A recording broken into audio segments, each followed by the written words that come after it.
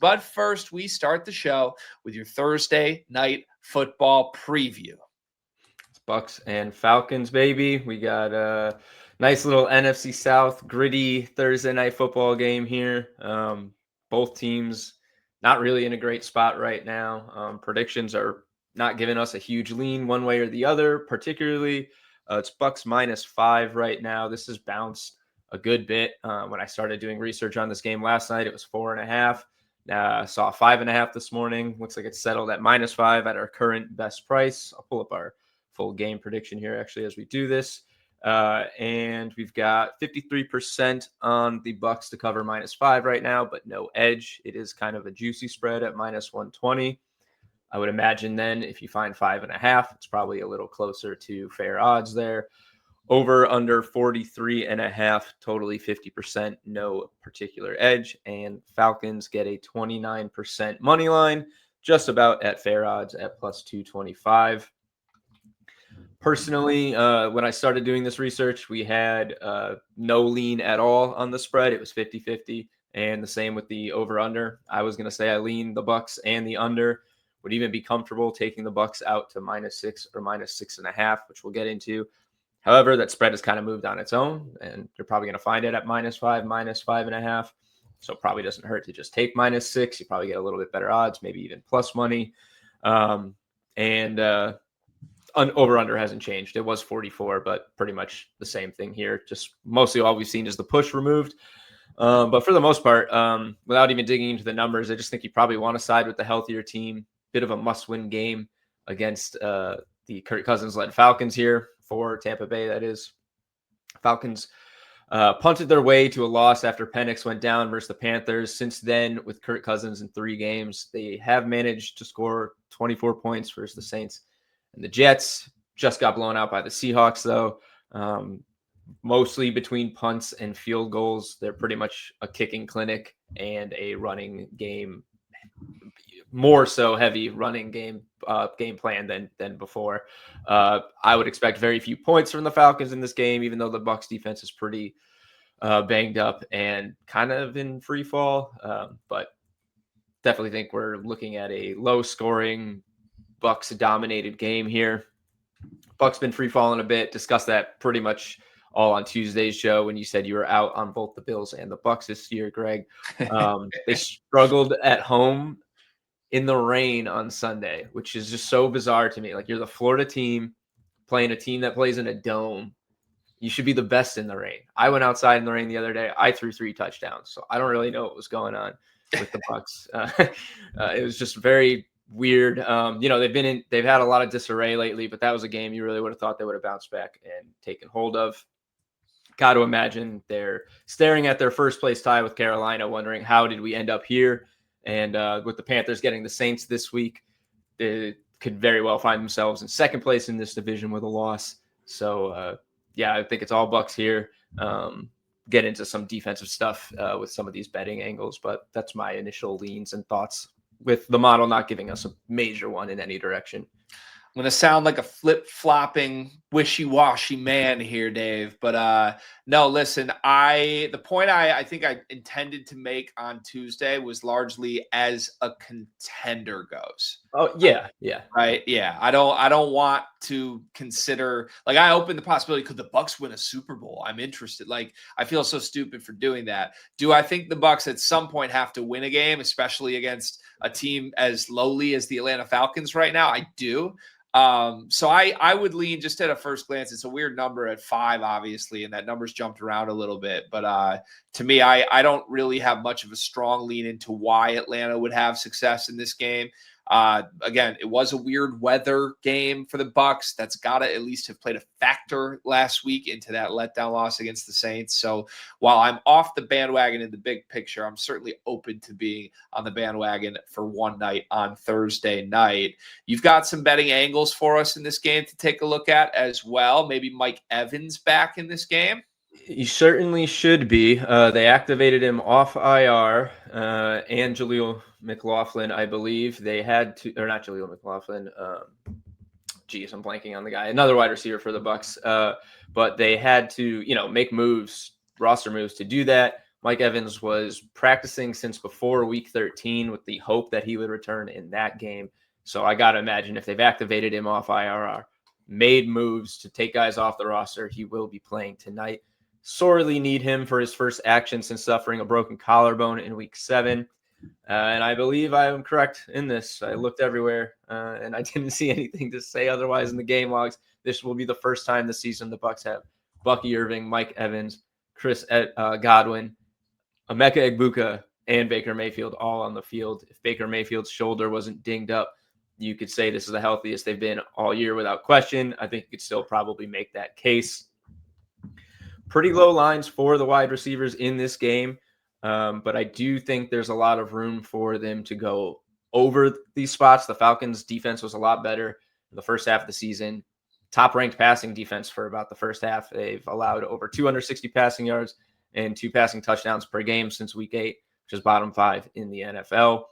Egbuka is projected to lead here. We're looking at 54 receiving yards, have Godwin and Evans in lockstep with 46 receiving yards apiece. 36% TD probability for Mike Evans, which is the second highest in this game, though. But yeah, as I mentioned, this Falcons passing defense has softened up quite a bit. So I would not be surprised to see a couple big nights here if they can actually get their passing game going, which has been a tough run for Baker Mayfield a little bit lately.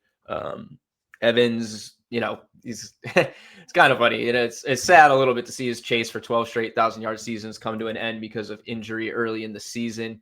He didn't really even get a chance to rack up a ton before coming back, and would be like, hey, if he just has a couple big games, he needs like 260 per game down the stretch. But I think they're going to try to make up for it a little bit by getting their guy the ball. It's a home game. He's a Bucs legend, future NFL Hall of Famer. His first game back, he's probably going to get peppered with targets. Probably good things for both Egbuka and Evans, because Egbuka's been kind of forced into this wide receiver 1 role here for them without a lot of help outside of that. And while he's been targeted like crazy, 8+ per game since week 7 when Evans went down, he's caught under half of those. So Evans' presence might help him get some cleaner looks, as he won't have all the defensive attention, probably won't have as many targets. I don't think we'll see 12 targets, 10 targets for Emeka Egbuka, but hopefully they're of higher quality, and could see these guys actually have some pretty good games, even if the model's a little conservative for them in the projections. I think that's a very fair shout. Yeah, it's a great receiving core. They've been so banged up this year with Egbuka in and out of the lineup, Evans missing a bunch of time, Godwin missing a bunch of time. It's been so rare to have all 3 available that I think it's still almost unknown what the picture should look like. Like when they were available, I don't even think they've had a game with all 3, right? Because Godwin missed the start of the year. Yep. But when Evans and Egbuka were both available, Emeka wasn't really what he had become. It was still a rookie in his first couple weeks, and then you lose Evans, and Egbuka's gotten a lot better. So I'll be fascinated to see what the usage is in this game. Like I said, the Falcons defense in general is not something I find overly resistant. This is going to be a good maybe game to learn. How does Tampa want to use these guys, even if Mike Evans is, at 50% and on the field for half of the game instead of 100% of the game? We'll sort of see how much attention he gets from Baker Mayfield. The problem with that is it hasn't been a good month for Baker Mayfield. Dave, what have you seen from Baker this month? It's not been, and this was a guy who was an MVP candidate probably through the first 4 to 6 weeks easily. I don't think he ever got shorter than about plus 900, but that was good enough for top 4, top 5. I mean, he was inside Patrick Mahomes odds at one point. But yeah, not a really good month for Mr. Mayfield. Under 200 passing yards in 4 straight, 4-4 touchdown, or 1-1, but 4 touchdowns to 4 interceptions over those games. Getting Evans back should be a huge help for him. Projecting him for 226 passing yards tonight, which is obviously well over what he's done in his last few games. Best game, obviously, in that run. I do think we'll see that passing game open up a bit. You have to remember, too, they didn't have Bucky Irving for the big center of the season. And now that they've had him back, it hasn't coincided well with Baker's banged up shoulder. But having everybody here, you'll have the true 2-pronged attack. You'll have a dangerous rushing game. Bucky's been great since he returned. You'll have a full stacked offensive receiving core. It just seems like they're going to have pretty much all the pieces at their disposal tonight, which just should bode well for a good game for Baker. One thing I did notice looking through his games, that in this stretch where he hasn't been an effective passer, he's been using his legs a lot more lately. And I wouldn't think too much of this if it was just like 1 or 2 carries and they're like clear, just scrambles under pressure. But carry totals of 5, 4, 6, and 6 in his past 4 games after a midseason stretch of 0 and like 2 or 3 in about 6, 7 games. He opened the season with 3 games crushing his rushing line with I think 35, 39, and 40 something yards. And in his past 3, he's had 27 plus yards. So seems like they're getting back to him scrambling a bit. Could be as a result of his shoulder hurting, but it doesn't look like they're just emergency scrambles. Like he's actually getting a few carries with purpose. Like I said, he crushed this line in his first 3 games. Falcons are allowing almost 25 QB rushing yards per game, which is the 3rd most in the NFL, 25.7 in the second half of the season. So they've been consistent all year. 21.6 for Baker last I checked. And his line was at 19.5. So got him just over that. You can get plus money at 25 plus rushing yards for Baker if that interests you. Yeah, it interests me for sure. I feel like every time I watch the Bucs, Baker is using his legs more than anybody realizes, and I think he's almost often underpriced every single week in terms of what to expect. You only need 1 to 2 scrambles, even if it is in emergency situations. But to your point, it's been more than emergency situations late. Certainly, while Baker will pick his spots on the ground, there are some confusing backfield situations in this game. Bucky Irving in and out of the lineup all season long. I still don't really know what's going on there. With him back, Tucker and White, what do you do with them? They both had bright spots earlier in the year, but do you have any sort of clarity on what you think the hierarchy is here from the Bucs backfield? It's definitely Bucky. More than half of all the touches out of the backfield since he came back, 32 total carries. They didn't really ease him in, but I don't think we'll see him hit like 20 carries on this short week, given that he is, still kind of coming back from the injury. They do have really good backfield depth anyway. But I wouldn't be surprised if he's like hitting 20 plus over the final 3 games if they just really try to commit to him there. But projecting him for a pretty good night, about 62 rushing yards, 38% TD probability. Tucker and White have been mixed in a bit, but what to really do with them lately is kind of hard. They've all evenly split the red zone touches since Bucky returned, 3, 3, and 2, I believe. So there's certainly vulture potential at the goal line. If you're concerned about Bucky scoring, I think it's a little justified here. One thing I will note, though, is that the carries for Tucker and Rachaad White haven't been of the highest quality.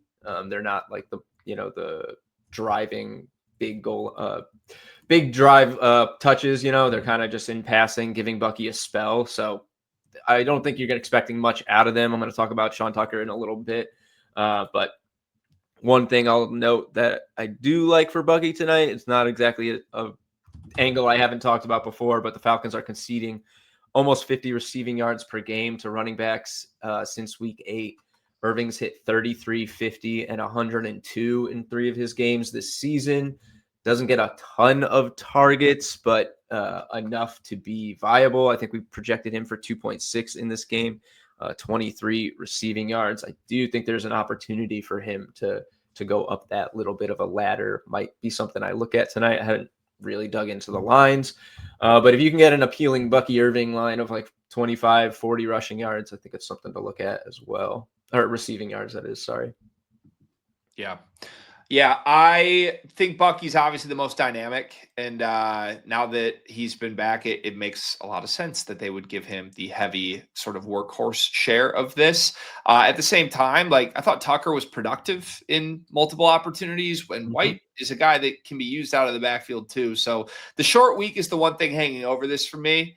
I feel like I'm a little tentative to think it's going to be the Bucky show just because it is short rest. And I don't know, it was a weird game last week for the Bucs, obviously, but in general right now, I just, as a personal bettor, I am afraid of both of these backfields. And that is a great segue into Atlanta because you shouldn't be afraid of Bijan. Bijan is amazing. He's one of the 2 or 3 most talented backs in the entire league, depending on where you think Saquon Barkley ranks at this point. The problem is Tyler Algier is just a sniper. He takes touchdowns from him. He takes red zone carries at the same rate Bijan does. So I don't know. Are you going to talk me into Bijan tonight at all, or what's your interpretation of the Falcons breakdown? Yeah, I mean, I'm pretty much always staying away from Bijan scoring for that reason. He's always minus odds, minus 150, minus 170. So, you're paying juice on him to score. And then the threat of Tyler Algier just really eats into that for me. But workload wise, I'm not concerned about him. He's really the only good player in this offense right now. And kind of for the most part, without Drake London, there is nobody else you're really inspired by in the Falcons offense. But in a weird way, that's kind of helping him. It's likely due to his volume. He's only got one game with 20 plus carries in his first 9 this season, 3 in his past 4, including the game in which Michael Penix went down. And that's resulted in 3 of his 5 best performances this season. One game with 140 yards, almost 200 all-purpose yards in that game. His passing work is a little volatile. He's basically either seeing only 2 targets or more than 5. But he's always a threat for a long catch. We project him for 40 receiving yards tonight. And obviously the top touchdown probability in this game at 53%. But yeah, the red zone split is crazy. They each have 29 red zone carries this season, but the difference is Algier's turned that into 7 touchdowns, 4 for Bijan, and most of those have come in the past couple of weeks. So Algier's just been consistently taken away from the goal line. And as much as they're trying to keep the ball out of Kirk Cousins' hands, you've seen Algier with double-digit carries in 2 of his past 3 games, 31 carries, and Cousins 3 starts. They're running the ball over 30 times a game with Cousins in there. So should be great volume for Bijan. I'm going to talk about that in just a few minutes. And maybe even for Algier.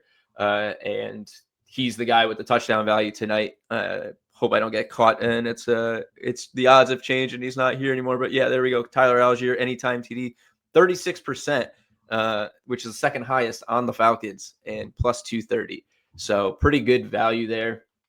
I'm actually surprised we don't even have him for 2. I would have imagined he would be if he's at value there. Maybe his odds just aren't good enough. But yeah, Tyler Algier, super in line for a vulture tonight, but I wouldn't be concerned about Bijan's regular volume between the goal lines. Yep. It just feels like the story of the Atlanta Falcons, and it's a story I don't like to buy into, to be point blank, which is why I lean the Bucs -5, even though I'm not a Bucs guy. Just don't go away from your best player in the red zone. It drives me crazy. I don't understand it. If I was a Falcons fan, I'd be screaming about this every single game, but I think that's the only way to interpret this going into tonight. Speaking of tonight, one of the fun ways to bet Thursday night football is our Thursday night football jackpot on FanDuel. The top options for first touchdown probability tonight are Bijan Robinson at almost 14%, Bucky Irving at 9%, Mike Evans holding strong at 8% with a Mike Evans return. How would you play the jackpot tonight, Dave? Yeah, so straight up, if you want the Dimers fully endorsed play, Tyler Algier. I'm actually surprised. I guess I shouldn't be surprised that he's the 4th highest TD probability in this game, given just the uninspiring passing game for the Falcons. But I don't think it's going to be as cute of a play as people might think. You're probably not going to get the biggest bonus bet, but he's an edge play. He's a top 4 probability to score the first touchdown. I think you can't go wrong with him. And if you want the really deep cut, you know me. I like my crazy guys. Give me Sean Tucker. He's only 16.3% to score a touchdown, so he should be really low picked. But like I said, they're splitting those red zone touches pretty evenly. If they get close, you just might find Sean Tucker with a goal line bang, and that'd be fun.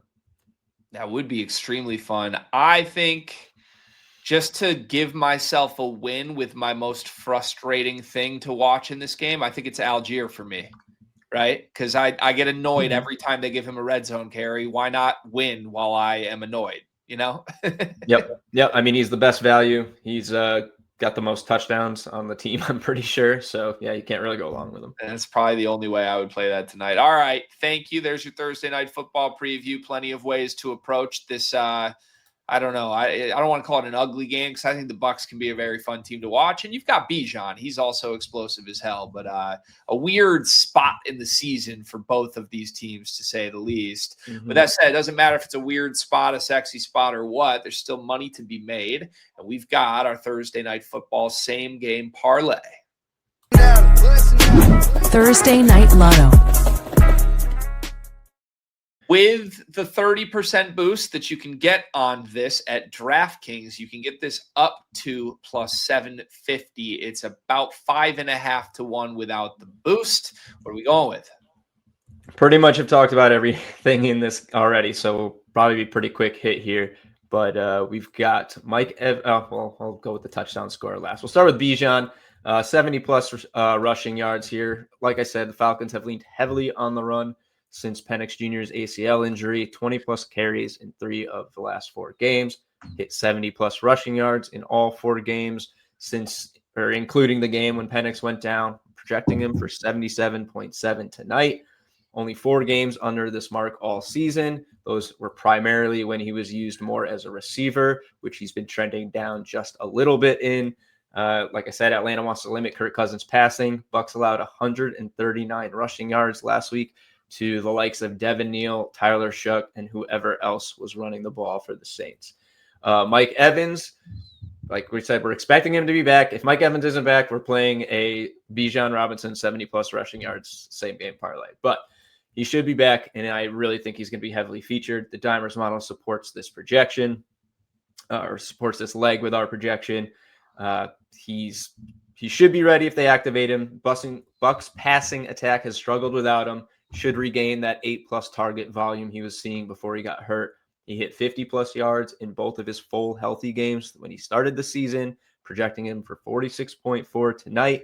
And like I said, the Falcons passing defense has collapsed, over 260 yards and 2 passing touchdowns per game since week 8. And if we're going to take him to get the yards, let's take Mike Evans to get a touchdown. He's the second highest in this entire game besides just Bucky Irving and Bijan Robinson. Makes him the second highest on the Bucs. Pretty much fair odds at 37% and plus 165. Like I said, 2+ passing touchdowns a game for Atlanta. It's probably going to be Igbuka and Evans getting the big looks. I really think we got a good spot for Evans here. They should look to get him involved pretty much right away. They badly need him and, do what he does best. I have this question for you with Evans before we move on from Thursday Night Football. Do you have any interest personally in an Evans ladder this week, or do you want to be tentative with the return from injury? I think, to be honest, I think I forgot to put this in my notes because I was thinking about it at least while I was doing stuff this morning. Yeah, I like either one of the. I kind of said it in passing that I think either one of these guys can have a big night. I don't know if I would go full ladder, but I'd probably look at I don't know what the odds are right now, but I'd look at 60, 70, 80, maybe just 70, 80, 90, 100, or just take either one of these receivers to go for like 80 or 100. It's going to be plus money because their lines are so low. Should be good return. And yeah, I do like him. I think he's going to be heavily featured. I just guess we have to see. So I pulled it up quickly. 2 to 1 at 60 plus, 3 to 1 70, plus 434 at 80, 6 to 190, plus 880 for 100 yards for Mike Evans. I don't know. I with injury returns, you always got to be careful. At the same time, you will rarely ever get a Mike Evans number this low. And we've seen stars come back with a bang before. The more we talk through it, if we've got Evans so involved in the primetime parlay, I think I might sprinkle maybe just 40, 60, 80 tonight and see what happens. Yeah, that's not bad. Do a smaller ladder, maybe for a half a unit instead of a full unit, if that's what you would normally do on one. But yeah, I definitely think it's a good spot. For sure.